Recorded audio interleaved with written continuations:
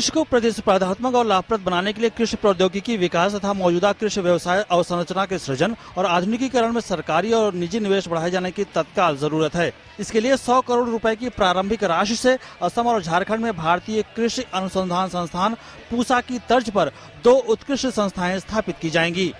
आंध्र प्रदेश तथा राजस्थान में कृषि विश्वविद्यालय तथा तेलंगाना और हरियाणा में उद्यानिकी विश्वविद्यालय स्थापित करने का प्रस्ताव किया गया है। सरकार प्रत्येक किसान को एक मृदा स्वास्थ्य कार्ड देने के लिए योजना शुरू करेगी। इसके लिए 100 करोड़ रुपए की राशि तथा पूरे देश में 100 मोबाइल मृदा परीक्षण प्रयोगशालाएं स्थापित करने के लिए 56 करोड़ रुपए की अतिरिक्त राशि अलग से रखने का प्रस्ताव किया गया है। जलवायु परिवर्तन की चुनौती का सामना करने के लिए राष्ट्रीय अनुकूलन निधि स्थापित करने का प्रस्ताव किया गया है। कृषि में 4% की वृद्धि बनाए रखने के लिए प्रौद्योगिकी चालित दूसरी हरित क्रांति लाना, जिसमें प्रोटीन क्रांति को मुख्य क्षेत्र के रूप में शामिल किया जाएगा। नाबार्ड के जरिए भूमिहीन किसान के संयुक्त कृषि समूहों को धन की व्यवस्था का प्रावधान किया गया है। कृषि उपज में मूल्य अस्थिरता को कम करने के लिए मूल्य स्थिरीकरण निधि स्थापित करने के लिए 500 करोड़ रुपए की राशि की व्यवस्था की गई है। राष्ट्रीय बाजार की स्थापना में तेजी लाने के लिए केंद्र सरकार राज्य सरकारों के साथ मिलकर काम करेगी। वर्ष 2014-15 के दौरान कृषि ऋण के लिए 8 लाख करोड़ रुपए का लक्ष्य रखा गया है। A target of 8 lakh crores has been set aside for agriculture credit during 2014-15, for which I am confident that banks will surpass. Under the interest subvention scheme for short-term crop loans, banks are extending loans to farmers at a concessional rate of 7%. The farmers will get a further incentive of 3% for timely repayment. I propose to continue the scheme for 2014-15. कृषि के लिए सिंचाई पहुंच में सुधार हेतु प्रधानमंत्री कृषि सिंचाई योजना शुरू की जाएगी।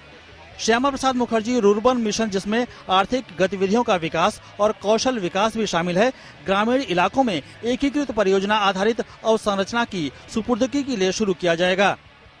फीडर पृथक्करण के लिए दीनदयाल उपाध्याय ग्राम ज्योति योजना ग्रामीण क्षेत्रों में विद्युत आपूर्ति की वृद्धि करने और वितरण प्रणालियों के सुदृढ़ीकरण के लिए शुरू की जाएगी।